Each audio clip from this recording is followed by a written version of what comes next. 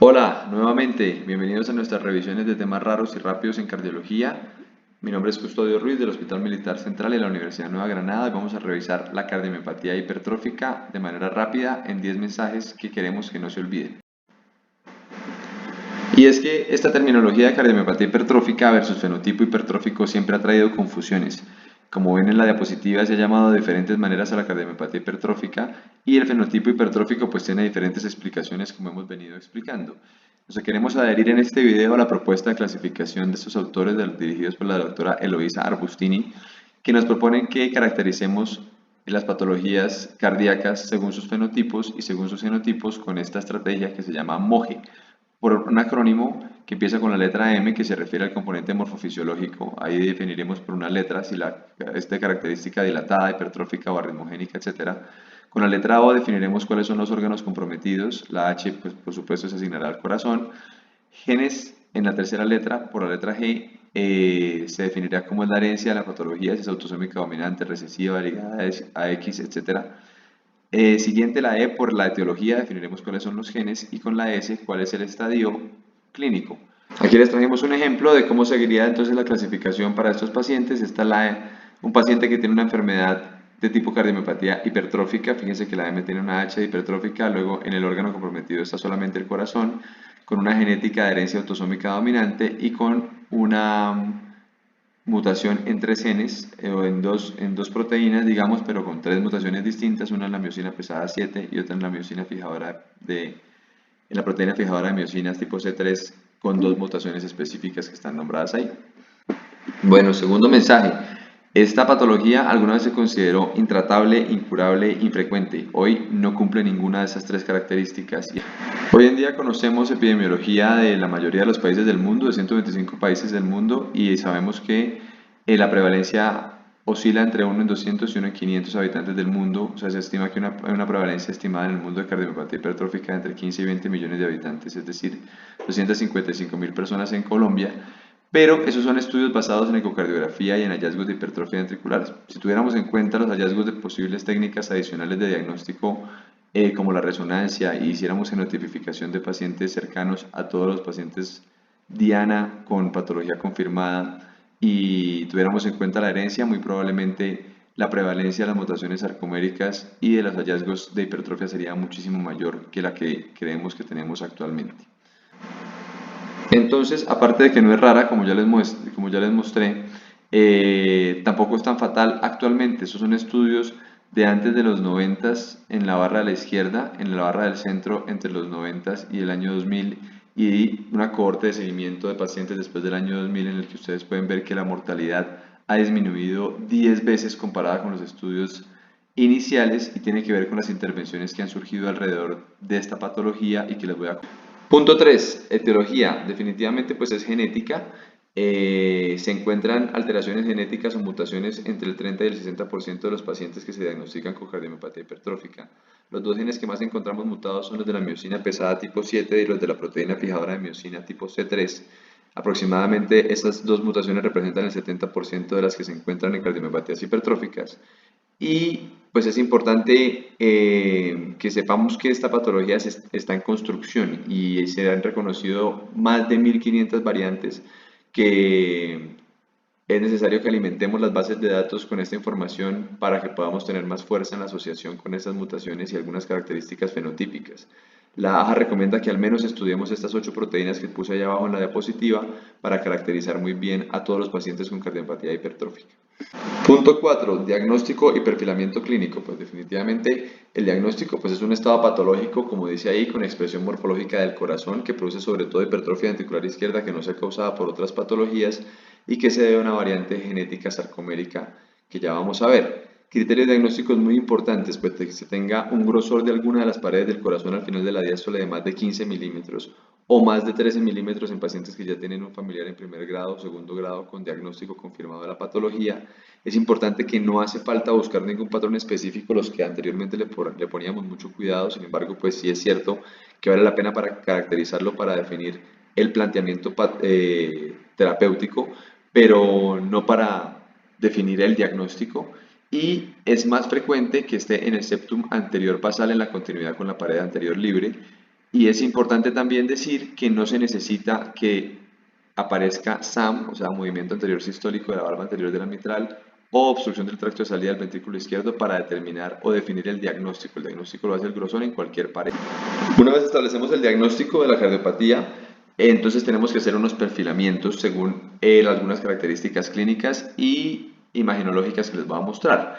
Fíjense que la gran mayoría de pacientes va a presentar un comportamiento estable y con una longevidad esperable, digamos comparada con la población normal, pero el 43% de los pacientes va a tener progresión a falla cardíaca, sobre todo de fenotipo obstructivo, que tiene que ver con la obstrucción del tracto de salida del ventrículo izquierdo.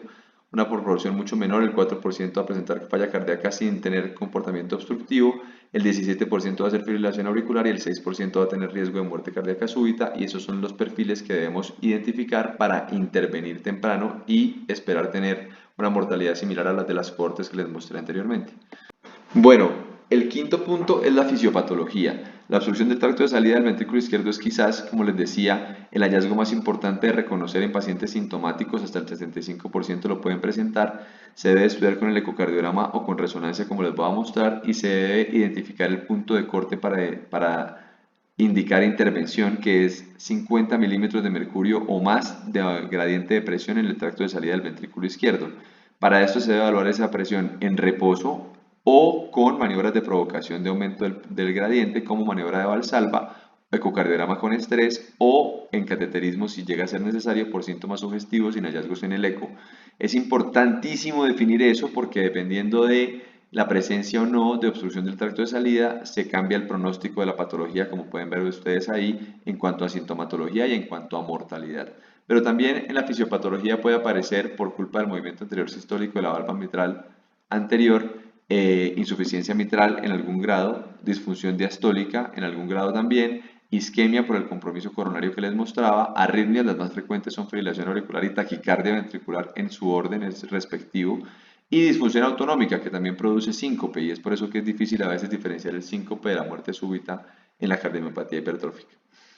Punto 6. Ecocardiograma. ¿Sirve? Pues efectivamente es el pilar del diagnóstico en esta patología. Fíjense que sirve para medir el septum interventricular o alguna de las paredes que pueda estar gruesa, como en este caso, este paciente que tiene 1.86 de septum, para medir el gradiente en el tracto de salida del ventrículo izquierdo, que en este paciente tenía un gradiente de 122 milímetros en reposo. También para poder ver características como el movimiento sistólico anterior de la válvula mitral, el SAM, que aquí se ve muy claramente en el movimiento de la izquierda o en la imagen de la izquierda, y en el de la derecha pues la aceleración en el flujo del tracto de salida del ventrículo izquierdo con insuficiencia mitral secundaria al SAM, que aquí también se puede caracterizar muy bien en el modo M, y además permite una caracterización de las diferentes paredes del ventrículo izquierdo cuando se hacen las diferentes tomas ecocardiográficas. Eso sí, hay que ponerle esfuerzo, hay que hacer pujar al paciente, porque en muchas ocasiones podemos ver un paciente sin SAM y sin aceleración en el tracto de salida del ventrículo, pero una vez hacemos maniobras de Valsalva o de provocación con ecocardiograma con ejercicio, vemos como el flujo aumenta y cómo aparece el SAM.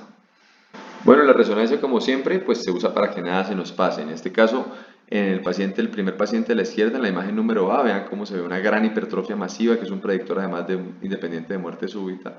En la imagen de la mitad, en la imagen B, hay una hipertrofia focal en la pared libre anterior del ventrículo izquierdo, que es una zona que está casi que blindada para el ecocardiograma, que se podría pasar en ecocardiografía. En la imagen de la derecha ven ustedes una implantación anómala del músculo papilar sobre la valva anterior de la válvula mitral, que son anomalías que pueden acompañar a la cardiomiopatía hipertrófica. También nos permite caracterizar otro tipo de hipertrofias que son más difíciles de ver en el eco, como las hipertrofias septales o la formación de aneurismas con realce tardío de gadolinio, que predicen también muerte súbita, así como los realces tardíos abundantes mesocárdicos y endocárdicos, como los ven ustedes ahí en el eje corto de la derecha. Bueno, y una vez establecido el diagnóstico y realizado la caracterización de la obstrucción del tracto de salida del ventrículo izquierdo, debemos entrar por abordajes. Vamos a dividirlo en tres. Abordaje inicialmente de la muerte súbita, y para esto pues existe una escala, que es la escala de la AJA, que nos han propuesto desde antes, que tiene 7 variables. La primera es la historia familiar de muerte súbita, definitiva o probable en cualquier familiar menor a 50 años del paciente. La siguiente es la hipertrofia marcada del septum con más de 30 milímetros, 30 o más. La historia personal de síncope, más de un episodio de síncope que se haya caracterizado clínicamente como de alto riesgo de ser de origen cardíaco. Algún episodio de taquicardia ventricular no sostenida en Holter, que se debe conocer con estos criterios más de 3 episodios de al menos 3 latidos o más de un episodio de al menos 10 latidos que tengan el criterio de frecuencia cardíaca de más de 130 latidos por minuto, que tenga realce tardío de gadolinio mayor al 15%, que tenga falla cardíaca que se considera avanzada en cardiomiopatía hipertrófica con menos del 50% de FEBI, que tenga neurismas apicales o de la pared anterior, con disquinesia o con aginesia. Con uno solo de estos criterios, uno debería establecer la conducta terapéutica de implante de cardiodesfibrilador. ¿Y esto funciona? Pues sí, la guía nos lo ha propuesto el de 2020 y esta cohorte de pacientes de 2040 pacientes que siguen los autores de esta revisión nos muestran cómo han tenido una sensibilidad y una especificidad muy buena y además han garantizado que sus pacientes sobreviven de manera muy similar a la población general con una proporción de descargas que parece mejor que para otras patologías como la chagásica o la isquémica. En el seguimiento a más de 10 años, por lo menos el 36% de los pacientes de esta cohorte han tenido al menos una descarga apropiada. Pasamos al punto número 9, que es el abordaje de la otra manifestación clínica de esta patología, que es la falla cardíaca con o sin obstrucción del tracto de salida del ventrículo izquierdo. En la base de la pirámide de este tratamiento están pues, los betabloqueadores, se pueden usar también calciantagonistas dihidropiridínicos y disopiramida. La disopiramida se consigue en Colombia, como ustedes ven ahí con el nombre de Denivan, aunque no es tan fácil de conseguir. Pero estas terapias tienen la característica de que tienen la indicación de aliviar sintomáticamente al paciente o hacer paliación, pero no evitan de ninguna manera la progresión de la patología a falla cardíaca o a muerte súbita. Es por eso que han aparecido terapias como el Mavacantem, que ustedes ya conocen, que es un potente inhibidor de la miocina cardíaca, que disminuye el número de puentes cruzados de actina y miocina y que atenúa la hipercontractilidad de la cardiomiopatía hipertrófica intrínseca.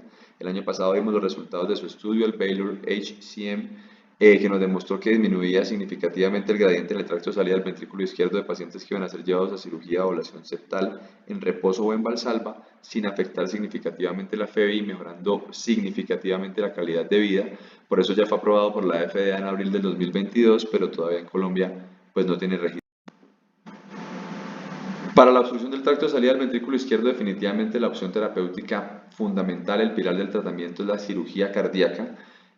Por supuesto, debe ser realizada en centros de expertos y con experiencia para cumplir algunos criterios muy específicos que propone la guía de calidad en el tratamiento de esta patología, pero sabemos que esto produce resolución inmediata y permanente de la obstrucción del tracto de salida del ventrículo izquierdo, normalizando los gradientes y las presiones intraventriculares y generando además remodelado reverso en la aurícula y disminuyendo el riesgo de fibrilación auricular y de muerte súbita. Cuando se han analizado los estudios y se han hecho metaanálisis de estudios observacionales con 15.000 pacientes, se ha demostrado que la reducción en el tracto de salida del ventrículo izquierdo con cirugía es mucho mejor que con ablación septal con alcohol, con una diferencia de aproximadamente 11 milímetros de mercurio, y se ha demostrado también que la ablación septal tiene 9 veces más posibilidad de requerir reintervención por no ser suficiente para control del gradiente. Además, hay una señal de una mejoría en la mortalidad a los 5 años en los pacientes que son llevados a cirugía comparados con los que son llevados a ablación septal, por lo que se considera hoy en día que es la piedra fundamental del manejo siempre y cuando se haga en centros de excelencia con entrenamiento cardiovascular. Y dejamos la terapia de ablación septal para aquellos pacientes de edad avanzada que se rehúsan al tratamiento quirúrgico, que tienen muy alto riesgo con el mismo. Si uno utiliza, digamos, estas herramientas de manera adecuada, fíjense que la mortalidad intraquirúrgica que se observa hoy en los centros especializados en Estados Unidos está entre el 6.8 y el 0.5%, y los pacientes alcanzan una mejoría en la calidad de vida significativa, más del 90%, y más del 75% retornan a su actividad normal. Fíjense que la reducción absoluta del riesgo de morir en pacientes que son operados comparados con los que no se les hace, digamos, ningún manejo adicional es del 22%. Sin hacer amniomectomía septal, y es muy importante que como criterio técnico de calidad se intente preservar la válvula mitral, pero se realizan muchísimas técnicas para esto, como plicaturas de las valvas anteriores de la válvula mitral, resección de cuerdas tendinosas, reorientación de cuerdas y de músculos papilares para obtener resultados adecuados al día de hoy. En la cardiomiopatía de fenotipo no obstructivo, pero con FEBI disminuida, la verdad es que tenemos muy pocas herramientas, posiblemente tengamos que avanzar a trasplante, afortunadamente es la menor de las presentaciones fenotípicas. Y para terminar, el punto 10 es fibrilación auricular y es un comentario muy corto. Definitivamente los pacientes con fibrilación auricular en el contexto de cardiopatía hipertrófica requieren anticoagulación independientemente del CHASC. La cardiopatía es la arritmia más frecuente en esta cardiopatía, la presentan hasta el 20% de los pacientes. Y en estas cohortes, haber anticoagulado a los pacientes ha disminuido en 3.5 veces el riesgo de stroke o de ACV o de embolia sistémica, y esto ha mejorado la sobrevida y la calidad de vida de la cohorte, como yo les mostraba. Entonces así podemos hacer un abordaje completo, rápido, de todos los componentes de la cardiomiopatía hipertrófica. Yo quiero reconocer en esta última diapositiva a esta familia. Es una familia de los doctores Marón. En el centro está su padre, a su izquierda en nuestra diapositiva su hijo genetista, a la derecha su hijo cardiocirujano. Son autores de la mayoría de revisiones y de estas cohortes que les mostré el día de hoy. Muchas gracias por acompañarnos y espero que nos podamos ver en otro video pronto.